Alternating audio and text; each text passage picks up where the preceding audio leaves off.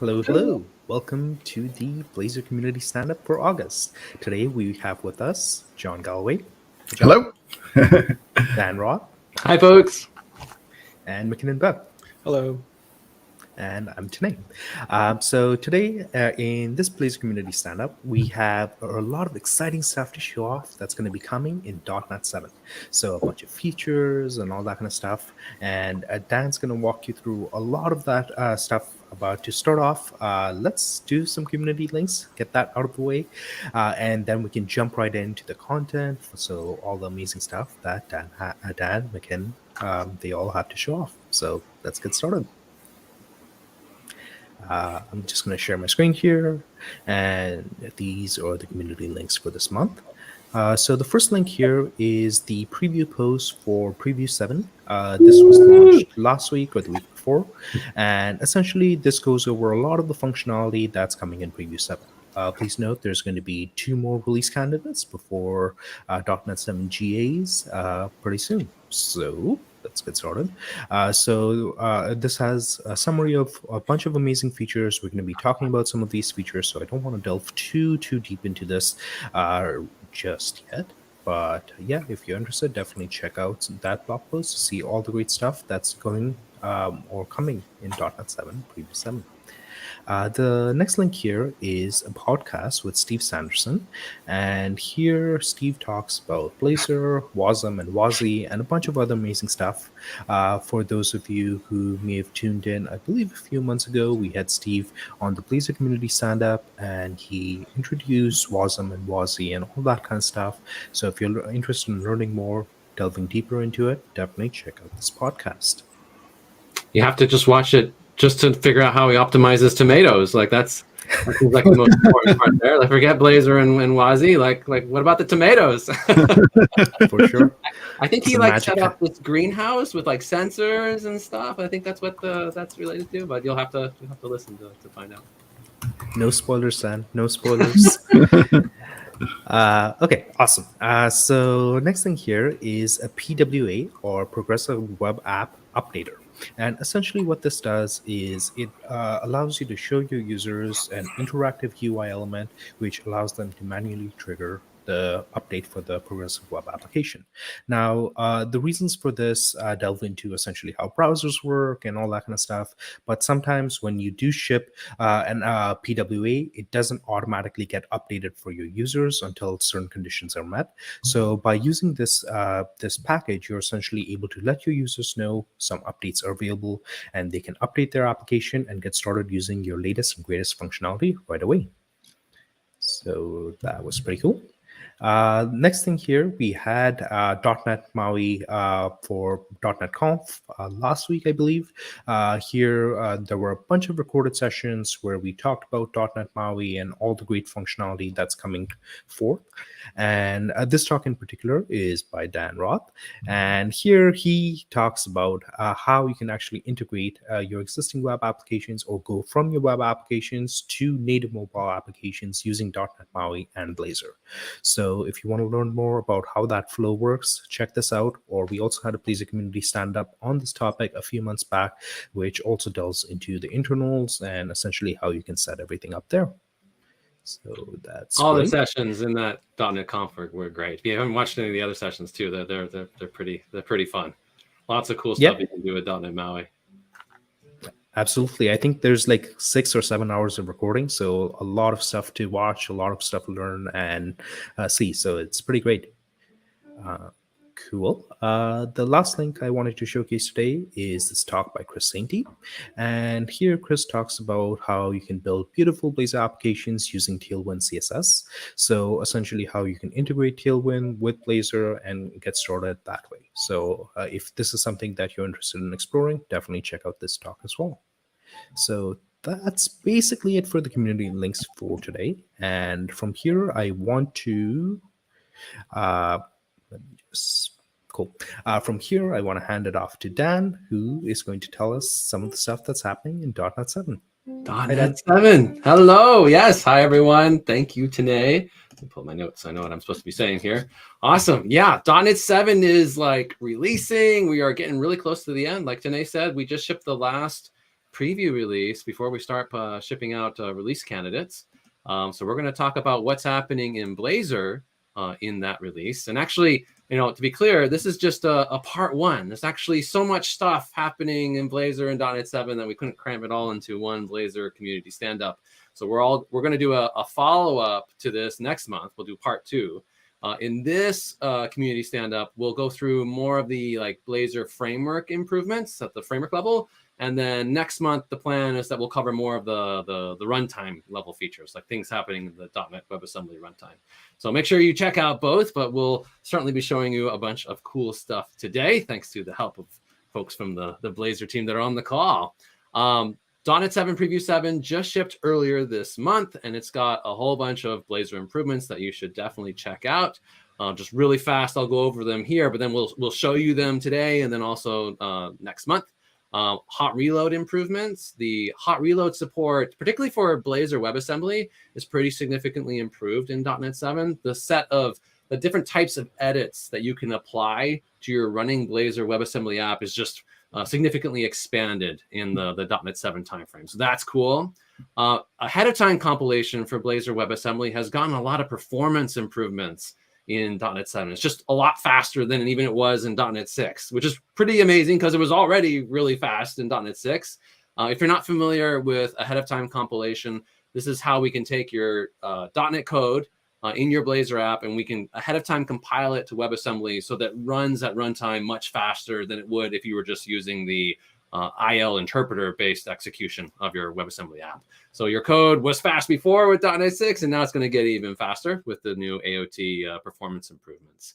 Web crypto, we've added a bunch of additional crypto algorithm support when running on WebAssembly in .NET 7. We started work in .NET 6 on enabling being able to build custom HTML elements with Blazor. It was just an experimental preview package in .NET 6. In .NET 7, we're going to be, we are shipping that and shipping it as a stable and supported feature. This is a great way if you want to take a Blazor component, turn it into a custom element, and then use it really anywhere. Like you can use them from then like an Angular app or a React application. it's a great way to encapsulate a Blazor component so that it can be reused with maybe you have existing apps that you've already started in JavaScript, but you want to start moving to Blazor. This is a way you can start integrating those two different frameworks. We did a bunch of improvements to data binding. We have the new get, set, and after modifiers. We'll be showing that one today. Virtualization got improvements in .NET 7.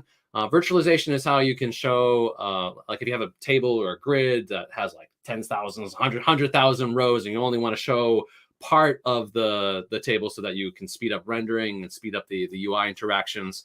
We have a built-in component in Blazor for doing that. We improved how the element spacing is done and also how it interacts with scrolling. We've also added a new programming model to the navigation manager for interacting with the history stack in the browser. So if you navigate and you want to pop something onto the history stack, you can then inspect that state and use it later. We've also done some improvements to the Blazor loading page so that you can see how the progress of the page as it loads. And we have some new templates that are empty Blazor templates. This is so. I mean, I know everyone loves the classic purple gradient and the existing Blazor project templates, but sometimes you want to start with a clean canvas, a clean slate. We now have templates that let you do that. You can add whatever CSS design framework you want and whatever content you want without having to delete a bunch of files. If you haven't already downloaded the latest .NET 7 preview, you can get it at get.net/7. It's worth also calling out that in the same time frame that we've been working on .NET 7, we did the work for Blazor hybrid support for .NET MAUI as well as for WPF and Windows Forms. This is the way that you can take your Blazor components and now host them in a native client app so that you get the best of both the web and also a native client app experience. This is important to remember because the whole Blazor team was pretty much focused on this effort for about half of what took of the .NET 7 development time frame. So all the things that we've delivered in .NET 7 really only happened in the last few months since .NET MAUI shipped in May, as well as the Blazor hybrid support. The MAUI work also it's taken a little longer, honestly, than we originally anticipated. So some of our original ambitions for what we had hoped to accomplish in .NET 7 have been scoped back. I can highlight a few of those. Like originally we had hoped to land like multi-threading support on WebAssembly in .NET 7. Unfortunately, we've made a lot of progress on that, and there is runtime work that is still happening on multi-threading support, but it's not going to actually land in .NET 7. We'd hope maybe we could have like a preview of it based on .NET 7, but it looks like even that's going to be too risky to squeeze in at the end of the release. So that's going to turn into a .NET 8 feature. So there are a few features like that end up being scoped out of .NET 7 just due to the balancing between the Blazor hybrid work and the .NET 7 work. But even so, there's still a lot of great stuff that's happening in .NET 7. And in fact, we're not done yet. We still have more that we plan to land. So the stuff on the left side of your screen, that's what we just talked about. Those are the things that we've already delivered in preview. We still have more features that are coming in the upcoming release candidates in the months ahead. We're doing a bunch of work to improve how authentication works in Blazor, particularly Blazor WebAssembly. Will enable you to pass more custom parameters to the underlying authentication libraries, particularly when doing per request authentication. Like if you want to set different parameters for a given authentication request, you'll be able to do that in the .NET 7 timeframe. That'll allow you to do things like force the user to log in if you want, instead of having it just auto log in if they've already logged in previously. Or if you want to request different scopes for a later authentication request, that will now be possible. We've done a lot of work on the runtime side to improve JavaScript interop, in particular for when you're running on WebAssembly and you really need high performance JavaScript interop. We have a model for this today that's encapsulated in this interface. That's this IJS, I think it's unmarshaled runtime interface, which was kind of sort of supported, honestly, in previous .NET releases. This allowed you to hand objects back and forth across the JavaScript runtime without having to deal with serialization. But there were parts of it that were kind of like undocumented APIs that we would tell some people about if they really, really needed it, but it wasn't really an API that was done yet. In .NET 7, we are baking that layer of the JavaScript interop system in Blazor so that you can do those type of unmarshaled patterns with a fully supported API. So that'll be coming in a future preview release. canceling navigation events and be able to intercept navigation events. I think this is our top requested Blazor feature for a while now. We'll actually be showing that momentarily. On the tooling side, we're adding support for CSS hot reload for Blazor hybrid applications. That will be coming in the upcoming Visual Studio release, as well as a bunch of really nice WebAssembly debugging features, like just my code support is coming. A bunch of the debugging attributes will now be honored. A much more high fidelity .NET debugging experience when you're running on WebAssembly. Mixed mode AOT is something that we still hope to land. I will let you know this one still is a bit at risk. We think we'll be able to land it, but we're not sure yet. This may slip to .NET 8. This is the ability to select which assemblies in your app you actually want to ahead of time compile to WebAssembly, so that you can adjust that trade-off between much better runtime performance. But once you AOT, it also increases the download size of the app. So instead of ahead of time compiling everything, which can significantly increase the download size of the app, this feature will allow you to just pick the assemblies that are on the hot path and ahead of time compile those. We're still hoping we'll be able to land that for .NET 7, but we'll have to see. So fingers crossed on that one. Watch the related issues and the ASP.NET Core roadmap. And then lastly, we are shipping a preview in .NET 7 for being able to use .NET on WebAssembly without Blazor in the picture. Like today, when you run .NET code on WebAssembly, you have the whole Blazor component model there. So you have a UI stack for rendering HTML. But in some cases, all you actually want is just to be able to call into a .NET library. Like maybe you have existing JavaScript code that you then have, and you have a .NET library that you just want to reuse from the browser. We've had a bunch of internal partner teams that have come to our team with requests in this space. Like one was the Power Virtual Agents team. They built a web studio that allows you to build intelligent chatbots, and they use an expression language, the Power Expressions, I think is what it's called. That was all implemented in .NET, but they wanted to bring the studio design experience to the web. They had a choice. Either they could go and get a bunch of JavaScript devs to rewrite their expression language in JavaScript, or just reuse their existing .NET code. And so that's what they've done. They had to do some gymnastics in order to get that to work currently. With .NET 7 and this preview support, we're trying to make that a more first-class feature. So look for that in upcoming previews as well. As I mentioned, if you want the latest updates on our roadmap for ASP.NET Core and Blazor in .NET 7, you can find that at the link below, aka.ms/ASP.NET/roadmap. We try to keep that up to date with what we're planning to land in the current release. All right, and with that, I think it's time to go to some demos and actually see these features in action. I think we're going to hand it to Mackinnon first. Thanks, Dan. So the first feature that I'll be demonstrating today will be the cancellation of navigation events in Blazor. So in order to show off this feature, I've created this pretty simple demo app that demonstrates what the problem is that we're trying to solve. So this probably looks pretty familiar. It's just like the FileName project Blazor WebAssembly app. The only thing I've changed is I've replaced the counter page with this create profile page.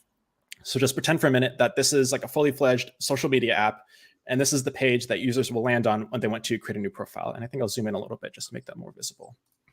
So let's say my name is like John Doe, and I'll just select a random birthday.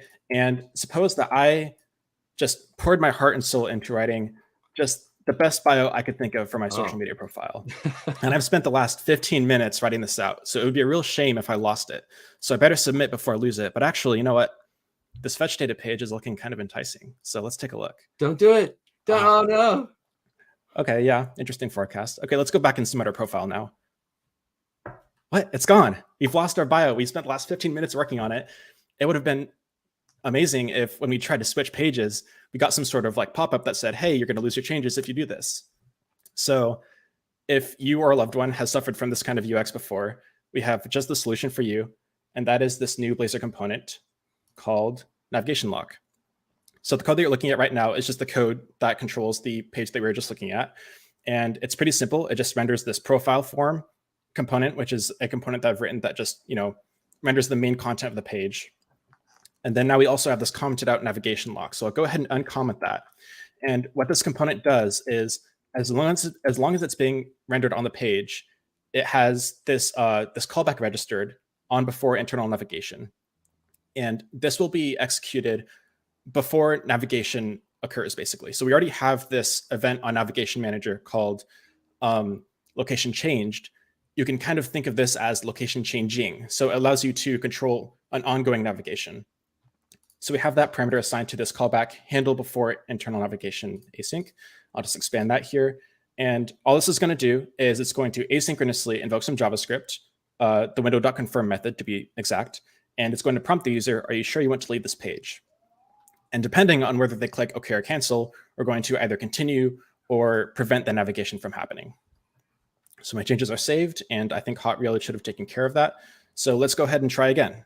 So our name is John Doe. Just going to paste a bio, and then I'm going to switch to the fetch data page, and awesome, we get this nice little pop-up.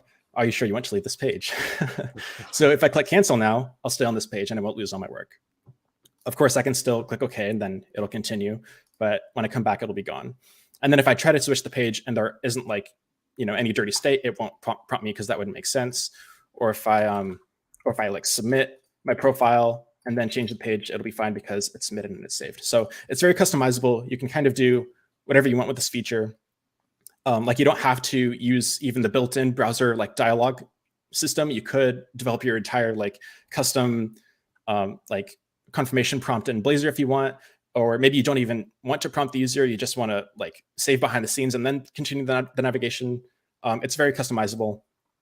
And yeah, so that's that. And you might have noticed though, sorry, go ahead. This feature, Mackinnon, was trivial to implement, right? Like this was yes. It just fell out. We went through a lot of iterations on this feature. We've had this request for a while, people wanting to implement these user experiences, but there's quite a few complexities in doing this right in a way that that doesn't cause great. I'm curious, are there any gotchas in this model that people should be aware of, or any subtleties? There is a subtlety, and I was just about to get to it, so I'll cover that real quick. Yeah, no worries. So yeah, I was going to point out this parameter name is called on before internal navigation. So this callback will only execute for internal navigations within your app. So like navigating between pages, for example, that's an internal navigation. If you did something else, like click the X button on the browser tab or change the URL to some external site somehow, you wouldn't get this callback. And that's just a limitation of how browsers work. They don't let you wait an arbitrary amount of time to decide whether or not you're going to let that action continue. But if you do want some sort of like just like simple pop-up that shows like, hey, you're going to leave this page, are you sure you want to do that? Then we do have this other parameter, confirm external navigation. So you can add that parameter and set its value to true. And then if you try to do an external navigation, you'll get just the default standard browser prompt. So I can show that real quick as well. So if I just like type in something random here, and then I try to go to bing.com, it prompts me. And this is just like the built-in browser like leave site prompt. And then I can click cancel and I'll go back. So you don't get quite as much customization for external navigations as you do for internal navigations, but you still get something. Yep. I think there's some questions in the chat about the approach. I'm wondering, maybe we can address some of those. Like Sure. Adam, I think, was asking why not just add this event to the navigation manager? Yeah, so we do actually have APIs on Navigation Manager that do let you register and unregister these callbacks manually. This is more of just like a convenience component because it covers the most common case, but you can absolutely on Navigation Manager call, I think it's like register location changing handler, and then you can register a callback that lasts as long as you want. Yeah. I think some folks looks like some folks in the chat are wondering like, why is this a separate component? Why not just hook the Navigation Manager? And I think what you're saying is, well, you can, but it'll be a little, you'll have to do some more manual stuff that this component will just handle for you. So this is the easy way. We're trying to make it simpler for you. If you wanted to, like in this class, you could like override uninitialize and then register it and then, implement iDisposable and then unregister it. But it's just a lot more work than just having a single line of code that handles it all. So, yep. Cool.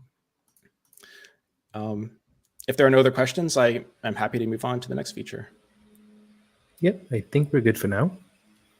Awesome. So let's say rather than having developed this social media app in Blazor, we instead had written it in some other like JavaScript-based SPA framework like React or Angular. But our team had just heard about Blazor, so now we want to start rewriting some of it in Blazor and adding new features in Blazor. So the scenario is we have this app, but we want to replace our profile form page that was previously in React with the Blazor component. This is a scenario that we actually do currently support. We do have APIs that allow you to use the Blazor JavaScript object to add and remove Blazor root components from your JavaScript page or JavaScript application. But those are fairly low level and a little tricky to use. So we do have an improvement that'll make that easier. So to demonstrate that, I have this React page, create profile. And if we were going to implement this in .NET 6, we would probably do something like this. So we would have have this component did mount function. This is in React, by the way, that would manually add the Blazor root component to the page and then cache the component. And then when the React component is about to be removed from the page, we then manually dispose the Blazor component. And there's just kind of a lot of code dedicated to controlling the lifecycle of this Blazor component. And it'd be really nice if we could almost just treat the component like, your standard HTML element, right? So that's exactly what this feature lets you do. So instead of having all that code, we could render this profile form by just doing profile form. And that's it. That's all we have to do. Actually, there is one more step, and that is, let's go back to our Blazor app. And I'm going to slightly repurpose this. So instead of being its own standalone app, it's going to serve the Blazor bits to this React app. And we're going to modify root component configuration. So instead of having our standard root components, we're going to have this profile form component registered as a custom element. And that custom element is going to be named profile-form, basically. So now that dash is important, I believe, right? I think I've used this before, and if you don't have to use the naming convention with the dashes, then I think browsers complain or something, you have to name your custom elements that way. Yeah, so as part of the HTML standard, custom elements must have a hyphen in them, because I'm guessing the reason is just that it would otherwise maybe conflict with new elements that get added in the future. So I think this is just a way to distinguish between what's a custom element and what's a standard HTML element. I'm pretty sure that's called kebab case. Yes. Mm-hmm. That's my interjection for the day. While I'm talking, I just have to say, I think this is so cool. I love technologies that integrate well together so you don't have to choose, right? So it's really nice that you don't have to rewrite your whole app or iframe or do something crazy to be able to integrate and use technologies together. This is really neat. Yeah, absolutely. So let's go ahead and run this Blazor and hosting the Blazor bits, and then we'll also run the React app, and then I'll show you how they integrate. Just gonna wait for this to start before I start the React app. And there we go. Okay. And by the way, I should mention that this custom elements feature is already available as an experimental feature, as an experimental package, but now it's being shipped as part of the core framework. So this is something that we're promising to support and continue to support for the future. Yeah, if any of you are I think I've seen this before. Yes, you may have even seen Mackinnon show it before, but this is now going to be fully supported. Are there any big changes? Or maybe you'll talk about that already. I'm curious if there are any major changes. No, it's pretty much the same. So if you're already using this feature on .NET 6 to have custom elements, and you're hoping that you'll get it as a fully supported feature in .NET 7, the answer is yes, and very little that you'll need to change in your code to actually make it work. Yeah, very little. Mm-hmm. In fact, it might be zero code changes actually, except for this registering the custom element. Mm-hmm. And it looks I think it's probably started. Yes, so we can go ahead and take a look at our React application. I'm going to refresh just to make sure we're there. And awesome, we have our Blazor component rendering from within a React application. And this isn't just static HTML that's rendering too. It actually has all the full Blazor functionality. So for example, if I try to submit an empty form, we get all the Blazor validation logic and everything too. So this is pretty cool. And so you might have noticed though that the title looks a little strange. That's because if we take a look back at our profile form component, it does take a title parameter. And if you don't specify it, that's just the title that renders as the default. So then the question is, well, how can we specify that title from this HTML element? And as you might expect, just HTML element attribute. So we can say title is equal to, and then we'll say create a profile. And just to show that it's this exact string being used, I'll say from React. Save that, come back to our app. Look at that, awesome. So that's an example of how you can use Blazor components in React or Angular or any JavaScript-based web framework using HTML custom elements.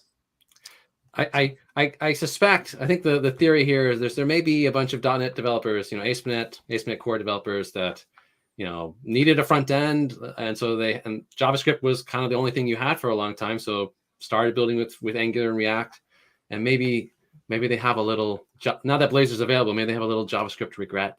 And they're like, I wish I could use that Blazor thing, but I've already got this huge app over here that's implemented in all this JavaScript. I can't just throw it away. Like that's my business or whatever. This allows you now, if you want to start adding Blazor to that application, you can do that. You can start mixing or use it even potentially as a migration strategy. Like if you want to start whittling away, having the Blazor stuff take over more and more of the UI, you could do that this way. But if you love JavaScript, that's also totally fine. We love JavaScript. We have plenty of people that use JavaScript with ASP.NET Core.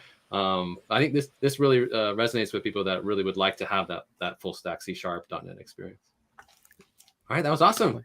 Yeah, thank you. I think that's it for me. Great. All right, we're gonna move over to Tanay now. I think Tanay's got some stuff for us. For sure. First of all, thank you, Mackinnon. That was awesome. Looks amazing. Let me just go ahead and share my screen here. Cool. So today I'm going to be showing off a bunch of features that the intern for our team, Sarah, hi Sarah if you're watching, developed over the summer. So this is just a bunch of amazing stuff that provides enhanced functionality for the existing templates and just the default applications and all that kind of stuff. So I'm going to get started by just... If I don't mind, Tanay, I'll interrupt. Like, we were very sad that our awesome intern Sarah wasn't able to join us. We had this scheduled so that she could join, but then we had the conflict with like the .NET Conf focus on Maui, and unfortunately her internship ended and she had to go. So we are trying to do her justice by demoing her features. Sarah, wherever you are, thank you so much. This is for you. Awesome. Yep. Thanks, Dan. Okay, awesome. So let's get started here. And the first thing that I wanted to show here is the empty Blazor templates. So essentially what these are, as the name kind of suggests, is Blazor server and Blazor WebAssembly templates, but without a lot of, say, the boilerplate or a lot of, say, the setup code around them. So I'm just going to go ahead and create a new Blazor server app empty, and I'm just going to accept the defaults, accept configuring for HTTPS, and let VS create the application for us. And the main purpose of these templates is to allow you to get started building your application without a lot of, say, the other stuff which you may not need if you're pretty experienced with Blazor already. For example, if I go ahead and open the pages, you'll notice that we don't have a counter component or a fetch data component or anything like that. So the overall setup is a lot simpler. If I open up index, all we have is the hello world. We don't have any other data, survey prompt, or anything like that. And likewise, if I open up the CSS file, for instance, then it's going to be super simple. It just has some basic UI, basic CSS for the Blazor Air UI. So this is just so to ensure that none of the functionality or anything like that is lost. And if I go ahead and start the actual application, just give it a second. Then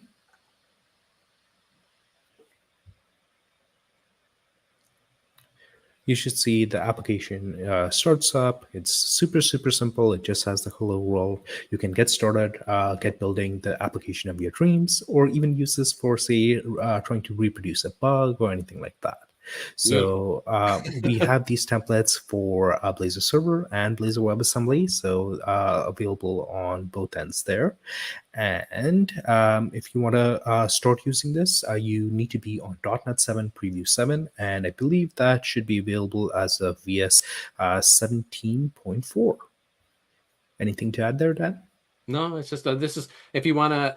Like, there's no bootstrap in these templates. There's very little content, so you don't have to go deleting a bunch of files. Like if you're trying to start a new app, and the stuff that we have, it's sort of like the demo-ware, if you will, in our project templates is just getting in the way. These are a cleaner place to start. You can put in Tailwind or whatever your favorite CSS framework is in there, and just have a nice blank canvas to get going. So hopefully that just gives you a clean place to start if you're looking for something a little bit more minimalistic. That seems especially useful too, because there are a lot of like really nice frameworks that include a lot of styling and templates and all that, right? So that seems like a good case for those.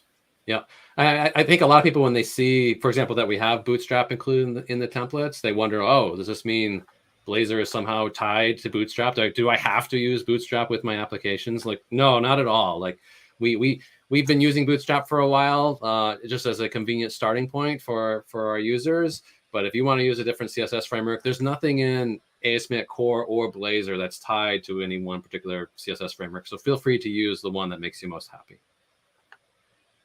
For sure. So I think as part of the community links, we also mentioned the talk from Chris Sainty, where he talks about how you can integrate directly with Tailwind CSS. So for example, if you want to do that, you may choose to start with the empty template. So you don't have to first take out Bootstrap and get started on Tailwind and so on. So that's one potential use case for this as well. Cool. So I think that's primarily it for the empty templates. I'm not going to open up the Blazor WebAssembly empty template. It's essentially the same thing as the server template. But what I do want to show off next is the Blazor WebAssembly application and the new default loading animations. So I'm going to create a Blazor WebAssembly application here. Just going to accept the defaults. That's all great. And get started. Cool. So essentially, if you're familiar with Blazor, you may know that for WebAssembly application, when you're first starting the application and you don't have anything cached, it has to load a few assets in background just so that it can run the WebAssembly runtime and all that kind of stuff within the sandbox environment. Now, while this loads in the default application, you may just see, say, loading at the top left corner. You don't really get an indication of how long things may take, what the progress is like, or anything like that. And essentially what this new animation and feature allows you to do is get a direct look at the progress of loading. So I'm just going to start the application. I haven't changed anything yet. This is just a default Blazor WebAssembly application at this point. And just going to start it up. And I'm just going to say got it. And everything loads up and it's great. For the purposes of this demo, I am going to do a bit of trickery. And essentially what that will involve is I'm going to go into the application here, just going to clear the site data, and likewise go to the network tab and disable cache. There's one more thing that I will do, which is throttle the connection. So this is going to simulate a fast 3G connection. And this is just to show, just for us to actually see the loading animation, because without it, everything's going to essentially load instantly and we can't see the beautiful animation at work.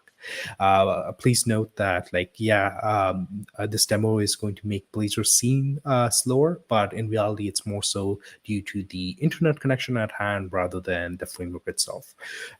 So if you're on a 4G connection, 5G, or say a broadband internet connection or something like that, then you likely won't experience this animation to that extent. So I'm just going to clear the cache and refresh the application. And as you can see, you see loading to start off, and it's going to load through the animation. And as we're on the network tab, we can also see all the assets which are being loaded in the background. And this loading animation is essentially representing how many of those assets have actually completed loading at this point in time. So if it goes on, it completes the loading and you get a beautiful animation. So your customers and users know exactly how long they may need to wait to get started using your application. This app is also significantly slower, not just because you throttled the network, but also because it's a dev build. Like when we build Blazor WebAssembly during development, we don't run any of the trimming to remove all the unused assemblies and all the unused code. We don't do any runtime relinking to trim down the WebAssembly bundle itself. This is just like everything from the build output being downloaded to the browser. When you're not throttled, that loads almost immediately because it's on localhost. Like there's nothing. It transfers very quickly. When you're throttling the network, then you have a very large app that you're trying to run through a 3G connection. If you were to actually publish this Blazor WebAssembly app, all those optimizations then automatically kick in when you publish. The app becomes much, much smaller, and then downloads also much faster over a 3G connection. So that simulation was both throttling and also an enormous Blazor WebAssembly app that didn't have all the publish optimizations done to it yet. Yep. Makes sense. Thanks, Dan, for the clarification there. Okay, cool. So another thing I did kind of want to add to this is this is fully extensible as well. So I'm just opening up the previous blog post here, and you can see a couple of CSS custom properties, which are essentially variables that you can use to actually get a handle on how much progress has actually happened. So the framework itself will be the one that's setting these variables and will update the variables as additional assets are loaded and all that kind of stuff. The reason why I wanted to point it out is I wanted to show how easy it is to actually change the animation and change the style to whatever it is you need for your application. So we kind of discussed this already, but Blazor, the default template, uses Bootstrap. So I went on the Bootstrap website and I looked at some of the animation styles which are available. So it supports a bunch of different progress bars by default. I can just use the progress bar CSS class. It can support labels, different heights, backgrounds, having multiple bars, as well as, say, having an animated stripe bar. So let's go ahead and actually implement this animated stripe bar instead of the circle animation you were saying. So all I'm going to do is just copy this code here and head over to Visual Studio. And I am going to open up the www root folder and index.html. Here we see the SVG animation that we currently have. I'm just going to take that out for now and instead replace it with this new animation or a new progress bar. Now close off the div. I think some stuff may have got a bit misaligned. I'm just going to format the document. There you go. All I did was essentially take the progress bar that Bootstrap gives us and put it into the application here. I'm going to make one more change. I'm just going to open up app CSS, and within app CSS, you can see how the existing progress animation essentially uses this Blazor load percentage CSS custom property to determine how much has actually loaded. So I'm just going to take that out. I'm going to remove these circle classes because we don't need them any longer. And I'm essentially going to set the width of the loading progress to this custom property that we already have. We don't need any of these other styles, so I can just remove those as well. And essentially this CSS class loading progress is now going to have a width that's equal to our custom property. So if I go back to index.html and add this CSS class here and save and run the application, we should see the new updated progress bar that uses Bootstrap instead of the SVG animation. So I'm just going to do the same thing I did before, just slow down the actual loading artificially. And we have to clear the application cache as well. But essentially, if I do this, we should see the updated progress bar that uses Bootstrap instead of SVG. So really the point of this is really show how easy and extensible this feature set is for whatever you may want to achieve for the purposes of progress. So that's basically it for this feature as well. Nice. Were there any questions in the chat? Any HTML, CSS you want to use for that progress bar, that's totally up to you. It's not like baked into the framework in any way. It's the only thing you're getting from the framework are those two CSS properties that we're populating for you, so you can use them as part of your styling. For sure. There are a few questions that were brought up during the showing the progress and the download, and that obviously makes people question, like how big is it? What's the size? I think you talked through some of that before, but what do we tell people is the kind of standard size now for a minimal Blazor WebAssembly app? If you strip everything out that you don't need and publish it with all the optimizations, is about a megabyte. So that's kind of the overhead that you're looking at for the privilege and pleasure of having .NET being running in a browser. Compared to various JavaScript frameworks like Angular, React, Vue, Svelte, whatever, Obviously, they can shake down to much smaller, minimal apps than Blazor can because the runtime's already there. Like they get to cheat a little bit by having that baked into the browser. So yeah, megabyte is about the overhead you're looking at. If you're seeing that your app is getting significantly larger than that, you're like, man, my app is like 8 megabytes. Then I would first make sure that you're publishing with all the optimizations. Like make sure you're doing a .NET publish with the release configuration to make sure everything's kicking in. Make sure also that you are using the, if possible, the pre-compressed versions of the files that we produce for you as part of that publish. That may require a little bit of work on your server, whatever host you're using for those files. Like you want something that when it says like, hey, I support Brotli compression, that you hand them the pre-compressed Brotli files. Azure Static Web Apps, for example, will just do that for you. You don't even have to think about it. If you're on GitHub pages, you may have to do some tricks with a little bit of JavaScript to make that happen.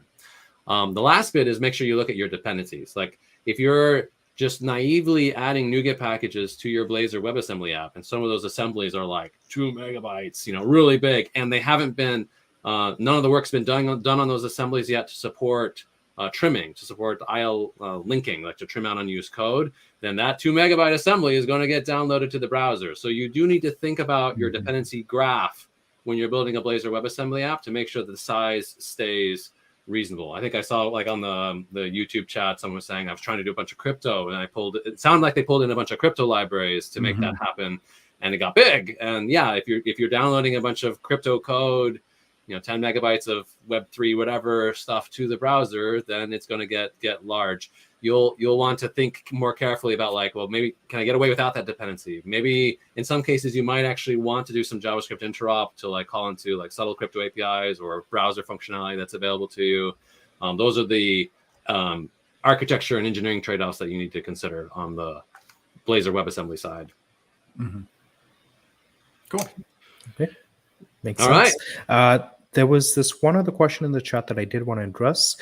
Essentially, does this work across platform? Yes, absolutely. You can definitely use these templates across whichever platform you're running .NET on. So Windows, Mac, Linux. I know people saw the announcement that like .NET is now part of like one of the Ubuntu distributions now. Like if you install Ubuntu, you just get .NET on Linux. So yeah, absolutely, totally cross-platform. And all the tech that Blazor uses, open web standards. We're not like doing anything proprietary, no plugin or nothing. It's just the open web. Everything Mackinnon showed, that was just custom HTML elements is a open web spec for how you can implement custom elements in the browser. We were just using that technology.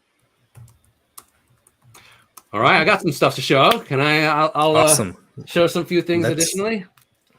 Okay, so I have this is a Blazor WebAssembly app that's ASP.NET Core hosted. So it's got all three of the projects, right? We got client, server, and shared. And I've got it running over here on the right-hand side so we can look at a few things. The first thing you might notice is there's this history entry state text down here at the bottom. What's that all about? That's actually not being rendered by the homepage. You don't see it on index.razor over on the left. That's coming from the layout. If we go look at the layout, you can see on Navigation Manager, you can now inspect the history, the state on the history stack from the browser. We just exposed that for you so that you can use it. And then if you want to populate it, we now have APIs where you can add state onto the history stack when you are navigating. So to show that in action, let me go over here to the counter page. And on counter, I added another button. I added this navigate with state button and the click me button. The click me button is the same thing as it always was. I'll show you the code for all this. So here's counter.razor. So we got the normal click me button where the count goes up. And then there's the button. And then we have this second button that will be navigate with state. And what that's going to do down here at the bottom, it's going to call into the navigation manager and it's going to navigate to the home page, but it's going to pass some options so that we can add some history state for that navigation. So if I click navigate with state, then we get to the home page and the home page layout renders and we're able to inspect that state using the previous API that we saw and see it on the page. So if you want to persist a little bit of state when you're doing navigations in Blazor, there's now a first class way of doing that. So that's a new feature. This is actually laying some groundwork. We needed this feature for some of the authentication improvements that we're also doing in .NET 7. We'll be hopefully showing more of that next time, like next month. So stay tuned for that part. What else can we do? So Blazor has a really powerful data binding system. So let me show you that real quick. On the home page, let me go back to the home page in the app. If I add an add code block right here, I'm just going to add a string field that has an empty string in it. And then up above, let's add an input. And this input, I'm going to @bind to that text field. Okay. And then below, let's go ahead and display the value of that text field. Very simple data binding scenario. Data binding will then take the value of this input field. It will bind it to this this input UI element, bind it to the text string field in C# land, and then we can render out the value on the screen. Okay, so if I save that, I think that probably will require a quick rebuild, and then we should see our input. Hopefully I did this right. Okay, so now if I start typing, and then if I trigger the onChange event for the input, then it binds, and then we see the value rendered on the screen, right? So that is normal, classic Blazor data binding. And if we wanted to change the event so that it's not happening like on the onChange event, but happening on, let's say, on every time I type, like on input, we can do that as well. And now when I start typing, so 7, 8, 9, every time I hit a character, it just shows up on the screen.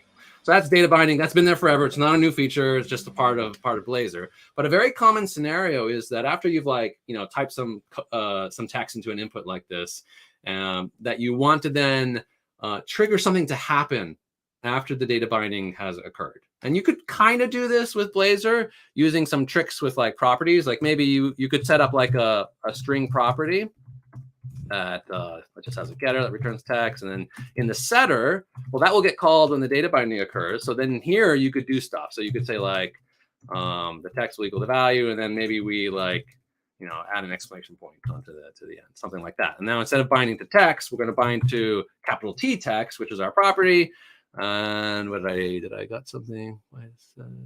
The fat arrow needs to go away, I think. Thank you, and make it correctly indented, and we'll save that. Okay, so now when I start typing, so every time I type a character, I get an exclamation point at the end. So that works for doing some code after the data binding has occurred, but only if it's synchronous. Like if I wanted to do anything async, like maybe after I type something in this text box, I want to actually save it in a database or like make an API call. Well, properties only support, synchronous getters and setters. So it wasn't really a good way to do that. Fortunately, now in .NET 7, there is. So what we can do, let's get rid of this property thing. Let's not do this anymore. And let's switch this back to lowercase t text. And now what I'm going to do is I'm going to use the new bind after modifier. And then here I can specify like a method, something that I want to call after the data binding is done, like save the text, something like that. All right, and then below, let's define an async method, save text, and then in here, let's do something async. So I'm just gonna await task.delay just to simulate doing something like, calling an API or whatever. We'll do it for delay for 2 seconds. And to show that this is working, I'm gonna set up a little like Boolean, and we'll reset it to false before we're saving. Then we do the save, and then we'll set it to true. And then up above, let's add a little if statement. So if we have saved, then we will print out saved like that. Okay, I think that looks good. Yeah, all right, I'll save that. Okay, so now if I type a character, we wait 2 seconds and saved. Okay, so the thing that we put in this bind after, this will get called after the binding has occurred. In this case, we're just waiting for 2 seconds and then putting a little notification on the screen to say that actually worked. Okay, so that's how that works. To show a slightly more realistic scenario, let me go over here to fetch data. Now the fetch data page, particularly in the hosted Blazor WebAssembly app, this does an API call to the backend server, calls an API controller, which generates some random weather forecast data, sends it back, and then it uses that data to render this table of weather forecast data. That's what this code's doing over here on the left. What I added was an input at the top so that I can search through the weather forecast summaries, like the text on the right. Now this will look, this isn't filtering. Like actually, what I want to have happen is I want it to actually request the new data, and then I'm going to use that the search string to filter down. So I've set up the input, so this will happen every time I type. And then after we're done binding, we're going to update the weather. We're going to get new weather data. So down here below in my update weather method, you can see I'm making a new HTTP client call to get the weather data from the weather forecast service. And then we just have a little helper property here. Maybe I can do that so we can see it. That will then do the actual search for me. Okay. So if we now type in here, like type in a C, it will make the new request the new weather forecast data, and then do the filtering so that we only see summaries that start with the letter C. Okay, so that's pretty cool. You know, like balmy, yeah. So that seems to be working fine. So that's the after modifier. It's a way to run particularly asynchronous code after data binding occurs. Now let's say I have this input and it's it's configuring which event I want to use. It's kind of annoying that I have to type that every time I want to use an input that triggers on input. What if we actually like encapsulate that in a Blazor component? So let me comment this out, and we'll uncomment my custom Blazor my input component. This is a component that has a bindable value, and then we're also setting the after modifier on that bindable value. So you can use the after modifier even with components as well, if the component has a bindable parameter. To see how that's implemented in this component, it's really simple. So here's our component. It's just that input. And then to set up a bindable parameter, you have to declare these two parameters. You declare the parameter itself, and then a parameter that's named whatever the previous parameter was, then changed. It ends in the changed suffix, and that's your callback for when the value has changed. If you have this pair of parameters, you now have a bindable parameter for your component. Now, what was really hard to do, or tricky to do in earlier versions of .NET with Blazor, was if you had a component that had a bindable parameter and you wanted to kind of chain it down, like you had some UI element inside that component that you wanted to chain the bindings up through, doing that was difficult. In particular, like you basically had to take the bind and split it apart into setting the value and its corresponding event. But even if you did that, there was potential consistency issues that using @bind handles for you, that splitting apart the bind, you lose that functionality. So we wanted to fix that and make that easier in .NET 7. And so we've introduced these two additional modifiers at bind get and at bind set. Now bind get is pretty straightforward. That's what's going to like say, get me the value from that you want to populate into the element.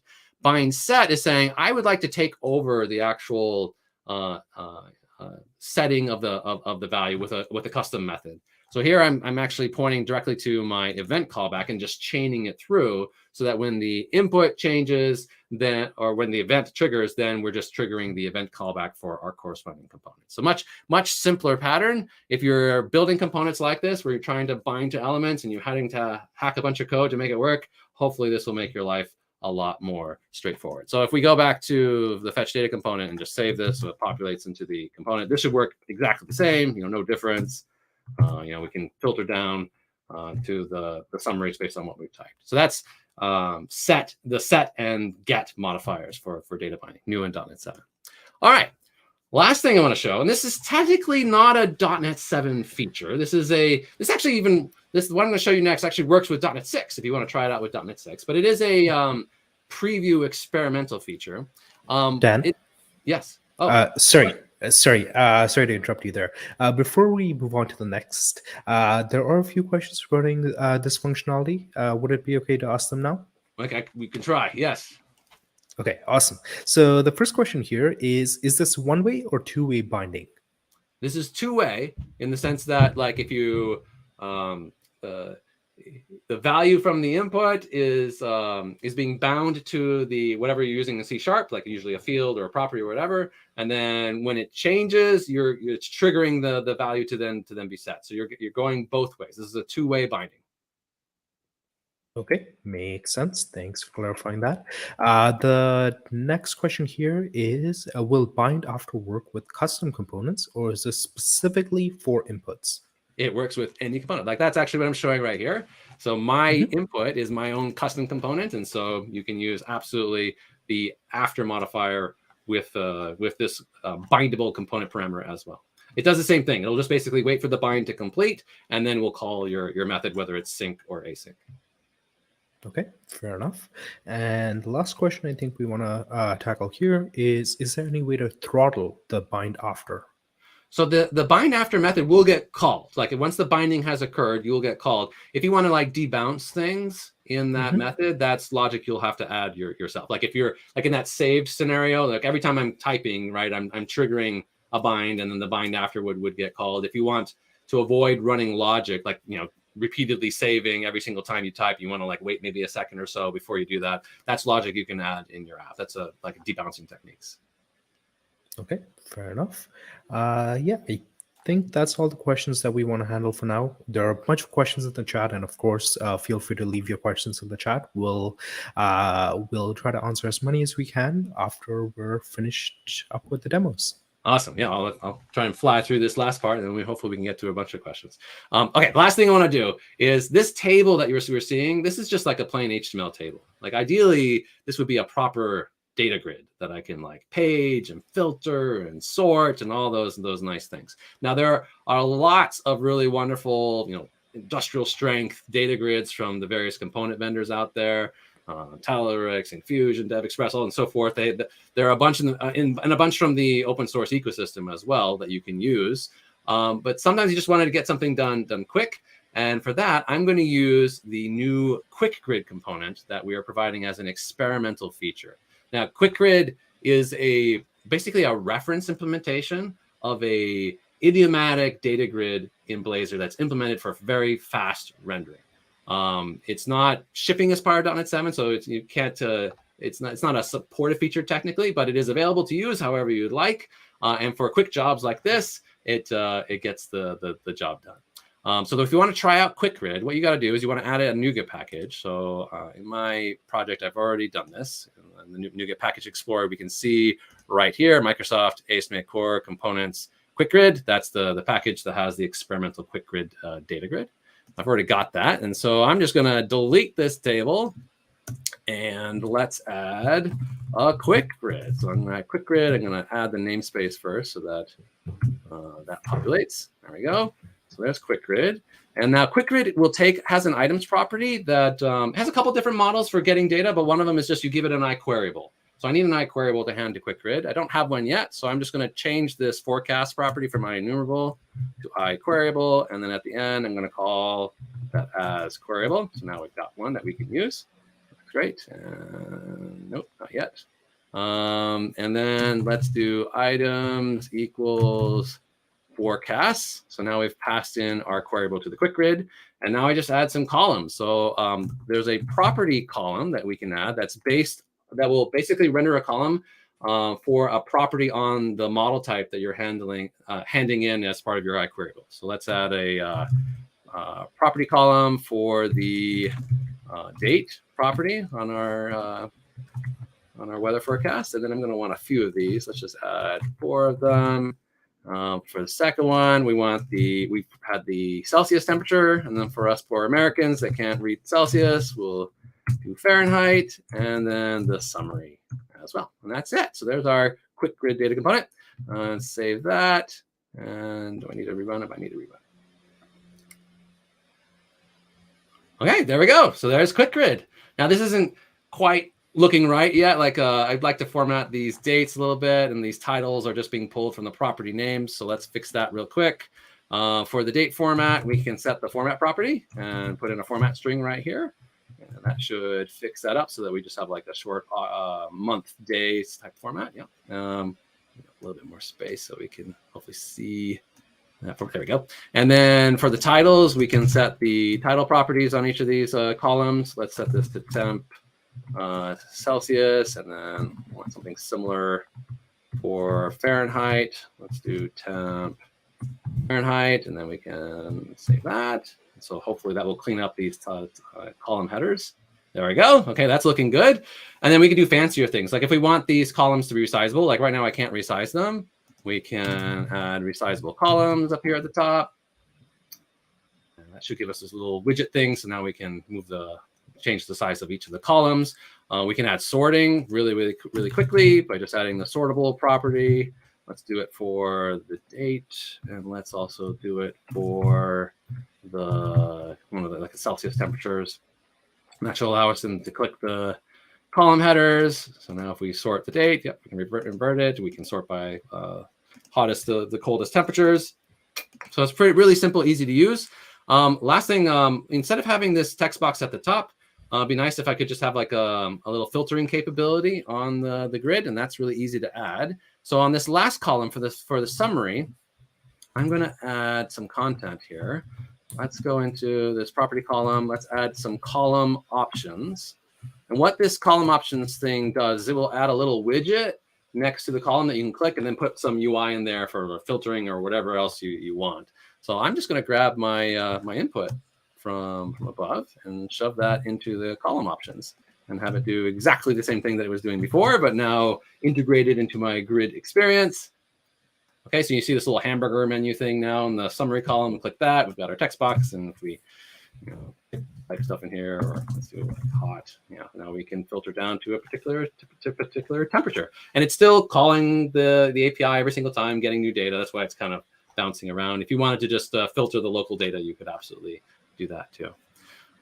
This is just some of the things that QuickGrid is capable of doing. If you want to learn more about QuickGrid, what I'll point you to is aka.ms/blazor/QuickGrid. And there's a little demo site that Steve Sanderson on our team set up with all sorts of great examples of using QuickGrid. Here's a full sample of QuickGrid that has, I think this is Olympics medals data. It's got pagination, it's got sorting, it's got filtering, a little filtering widget, just like we saw before. So if we want to do like United States, we can filter down, all that type of stuff. So you can check this out. QuickGrid supports various data sources. Like in addition to iQueryable, if you want to like pull data from a remote source, you can absolutely do that. You can do all sorts of different types of columns. The property column is the simple one. There's templated columns. You can optionally add columns using just normal Blazor C# syntax. Sorting, filtering, pagination components are provided as well. Virtualization, it supports row-based virtualization. I don't think it supports column-based virtualization. And that's important here. Like QuickGrid is not intended to, like there's certainly features that QuickGrid does not support. It's not built to be like a complete and fully featured grid component like some of the ones that you'll be able to get from the vendors. It's a reference implementation that can get the job done for quick jobs. If you need all the fancy features, definitely go and look at what the component vendors offer. But it's pretty cool. If you're building your own grid components, definitely look at the code because there's a lot of neat tricks that we show in here on how this was implemented. And yeah, this is if you have even on .NET 6, if you want to try this out, you can try this out on .NET 6 as well. And that is what I had to show for QuickGrid, and I did not mean to start Excel, so we'll back to my slides. There we go. All right. You just had grids on your mind. I know. Yeah. Excel is not implemented with QuickGrid. So if you want to get .NET 7, again, get .NET 7 is the URL to download the preview release. Preview 7 is out the door. The first release candidate is just around the corner. The final release for .NET 7 is scheduled for November of this year. So end of year is when .NET 7 will be done. For the latest details on our .NET 7 roadmap for ASP.NET Core and Blazor, aka.ms/ASP.NET/roadmap. It's on GitHub. It's all public. We try to keep that up to date. If you're following along with all the .NET 7 preview releases, we announce all the new features on the .NET blog. If you want to see an ASP.NET view of that blog, aka.ms/ASP.NET/blog. And then the URL for the QuickGrid component. And that's what we've got for you today for part 1. And we can stick around and answer some questions that people have.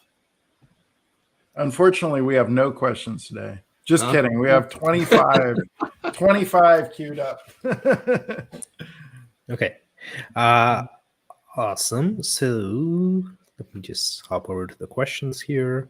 And the first question here is, does QuickGrid use reflection? That's a great question. I mean, I believe yes, that it does use some amount of, like, it has to inspect the properties. I shouldn't. Tanay or Mackinnon, I don't know how much you've looked at the QuickGrid implementation. Like, ideally, we would have Steve Sanderson here to to let you know. If you've seen some of Steve's demos, like the Blaze Orbital, Blaze Orbital. Yep. yeah, demo. That's kind of where QuickGrid like came into being.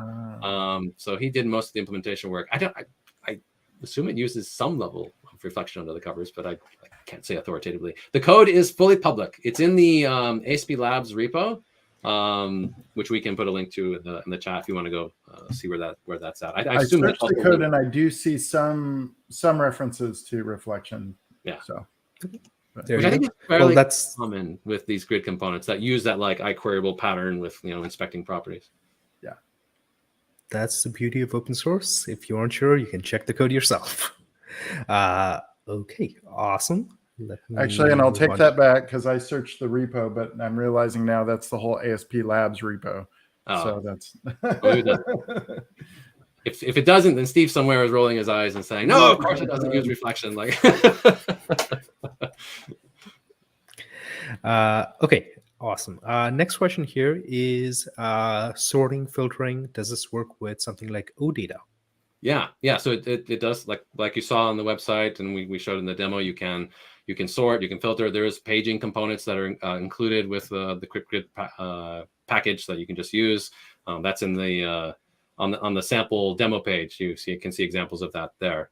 For OData, for a remote data source, you'll want, instead of using iQueryable, probably you'll want to use, well, actually, I'm not sure. I don't know if the OData client may actually provide an iQueryable implementation over a remote OData source. If it does, then you should be able to do that. You can take like an EF core DB context, like the iQueryable implementation from Entity Framework core, and just hand that to QuickGrid, and it will then leverage the database to do all the paging and filtering and sorting. Okay, makes sense. Let's move on to another question here. Okay, sorry, just quite a few questions. I'm just trying to filter some down. Okay. Can the QuickGrid property column take the column name from the attribute? So, for instance, through a data annotation. I don't know if it has a. You mean by column name? I assume it means like the title, like setting the title through the model. Yeah, that would be what I would interpret as well. Yeah. Yeah, not that I'm aware of. I mean, again, it's not intended to support every feature, but to be a baseline reference implementation. I mean, kind of along the lines of what people were asking before about how big is Blazor WebAssembly? Is it fast? Like, how does it feel? The QuickGrid demo site is a Blazor WebAssembly app, and if you go to that link and try it out, we think that you'll find that it's pretty snappy. That's actually quite a good experience for that application. So that's also one of the reasons why we built it, so that people who are worried that, well, is it going to be able to handle my data grid scenarios with tens of thousands of rows? Like, yes, actually, and there's examples on that website of grids with tens of thousands of rows. Okay, fair enough. Okay, so just give me 1 second. I'm just going through a lot of questions and comments and all that kind of stuff as it's coming in. Let's move on to the next question here is, okay, so this is going back to the bind get set after functionality that Dan, you mentioned earlier. This user here is asking, if I only want to change a model's value after the server validation, should I use bind after? After server validation. Okay, so that's interesting. So it sounds like they want to value changed. So remember, like Blazor is inherently a client app model. Like Blazor WebAssembly is absolutely running on the client. It's running in the browser. Even when you're running Blazor server apps, it's conceptually a client model, even though the code for your UI is actually running server side. So server validation would mean something like, you can have a form and you're typing some things, and then you like submit an API request to the server, and then maybe it comes back with like 400. Sorry, that request is bonkers. Like, no, failed validation for some reason on the server. Like the request failed. In that world, data binding, I think, would already have occurred. Like you trying to think here. Like you want, like, after is definitely happening after the data binding has happened. Like that's why it's called after. Like data binding has happened, and now call something. So if you want to prevent the data binding from occurring, then after is not gonna help you. That's not what it does. Okay, fair enough. I The next suspect question. that question may be confusing of some things about like standard MVC patterns of like, I send you a request, like in an MVC app, you would have a form where you post a form request to the server runs validation, and you usually in your action method have like, check the validation state. Is it good? Okay, now save it to the database. That type of thing. With Blazor, it's a client model. Like you have a form, you can run client-side validation first, and then you can then send an API request with your data, and then the server may reject that API request and say no, invalid. But the data binding was part of what you used to collect all that data, so you could even send it to the server. So it's a little bit of a different way of thinking about things when you move from, if you're used to server rendered UI patterns, Blazor is more of a client side pattern. It's more akin to like writing in JavaScript or writing like a WPF app or a WinForms app from that perspective. Okay, makes sense. Okay, so the next question here is for the Blazor runtime. Is there any limitations in terms of the architecture the browser is running? So can it run on x64, ARM processors, and so on? It can run on all those. Blazor's targeting the web platform. The only runtime architecture it cares about is WebAssembly. Can you run WebAssembly? Then great. Can we run some JavaScript? And then great. That's all we need. So what the architecture of the browser then had to target in order to run on that particular device, you're completely abstracted away from that. Okay. Makes sense. Sorry, I'm just going through some of the questions that we have.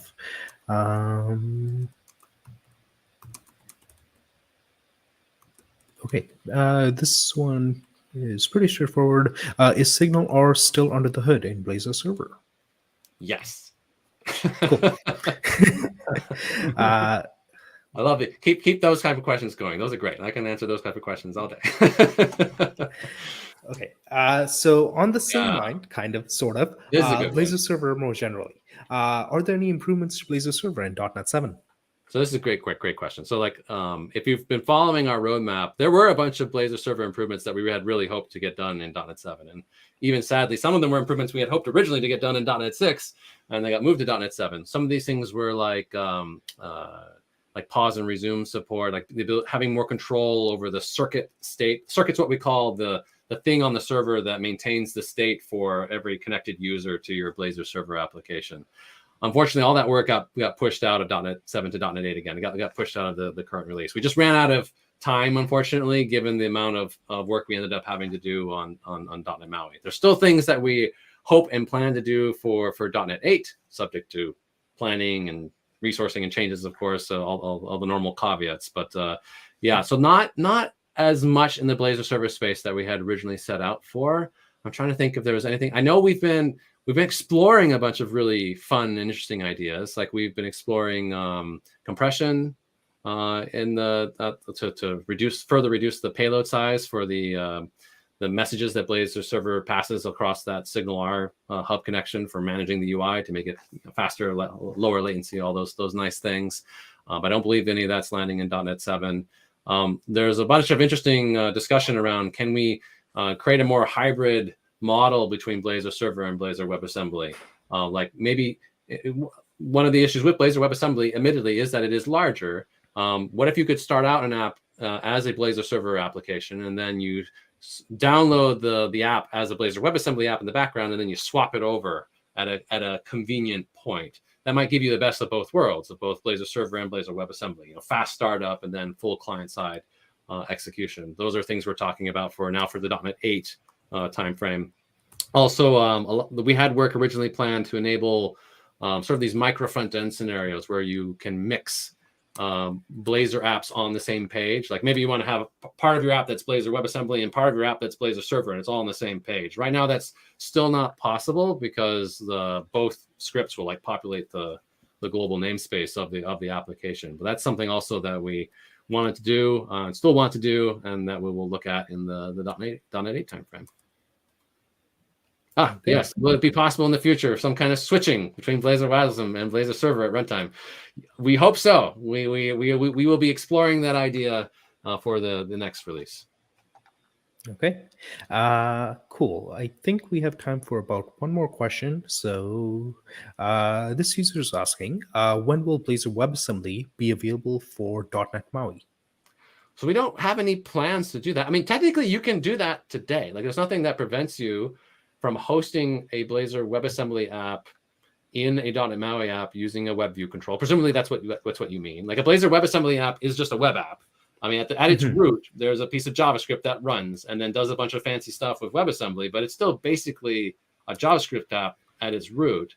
You can, with MAUI today, there's a web view control that you can use, and you could put an Angular app inside of your MAUI app if you wanted to host some existing JavaScript code that way. You could take a Blazor WebAssembly app and publish it and deploy it into a MAUI app, and that would work.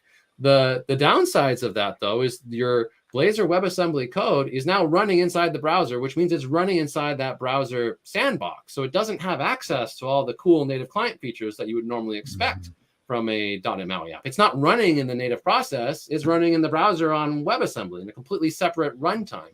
The beauty of Blazor Hybrid is your Blazor code, your .NET code, your components are running in the native client app on the normal .NET runtime. They can call native client functionality using normal .NET platform APIs. You can, touch the file system. You can make network requests. You can, if you want to do stuff with the Windows registry, if you're running on Windows, you could do that because it's a native client app. And then it's just rendering to a web view control through like a little local interop channel. So we think that's actually a much better approach. Like if your goal is to have a native client app, the Blazor hybrid pattern we think will be will give you a lot more benefits. Your code will run way faster, way more functionality. It's really the best of both worlds, of both native and web. If you want to host Blazor WebAssembly in a native client app, that's something you should just be able to put together. I know there have been open source projects that did some things to try and make that a little bit easier that you could go check out. I forget their names, but they're probably listed on the Awesome Blazor repo, aka.ms/Awesome Blazor, which is just like a catalog of every cool Blazor open source project out there. So if you go searching through that, you'll probably find stuff there related to that pattern. Okay, makes sense. I think we have a couple more minutes, so I'm going to quickly try to get to a few more questions here, if that's all right. But this user here is asking, does Blazor work well in Visual Studio for ARM? Yes, as far as I know. I'm not aware of any issues. I don't actually have an ARM device, so I haven't tried it out myself, but it's certainly fully supported. Like Visual Studio on ARM, supported thing, and all of the normal Visual Studio scenarios should work there. And like honestly, Blazor and it's not really tied from at least from a WebAssembly perspective. It's not tied to the architecture. When you're running on the server, like using Blazor Server, then you're running on ASP.NET Core, and you're running on the normal .NET's the Core CLR based runtime, and .NET 7 supports running on ARM devices, so that should be fine. If you know of any issues on ARM devices, like please let us know. Like file Visual Studio feedback tickets or GitHub issues, and we will absolutely address them. Okay, awesome. This user is asking, does Blazor provide an offline mode? Yes, it does. So particularly if you're a Blazor WebAssembly app. So Blazor WebAssembly apps are true client apps, which mean they get downloaded to the browser. Once they're downloaded, as long as the app doesn't further need a network connection, then they can function offline. And the way you typically set that up is by making your Blazor WebAssembly app a progressive web app that has a service worker that handles caching the files locally so that they can be used when you're offline. So yes, you can build Blazor, particularly Blazor WebAssembly apps that function completely offline after that initial load, and assuming that they don't need any like API calls later in their life. But yeah, they can function offline. Sounds good. And yeah, if you want to create a progressive web application, if you're using VS, it's just a tick box or checkbox you can do while you're setting up the actual application. And this way it ensures that all the additional dependencies and all that kind of stuff is included with your application. Cool. So I think that's about it for the time we have today. And thank you so much to everyone who tuned in today. I hope you all learned a lot of great stuff about what's going to be available with Blazor and .NET 7. And thank you everyone for joining. Mackinnon, thank you very much for your demo. Dan as well. And John, thank you so much for hosting. Don't Lots miss of great part two. questions. Yeah, Don't part forget part two. two. Awesome. Well, it's been great. Thank you, everyone, and have a great day. Bye, folks. Bye, folks. Bye.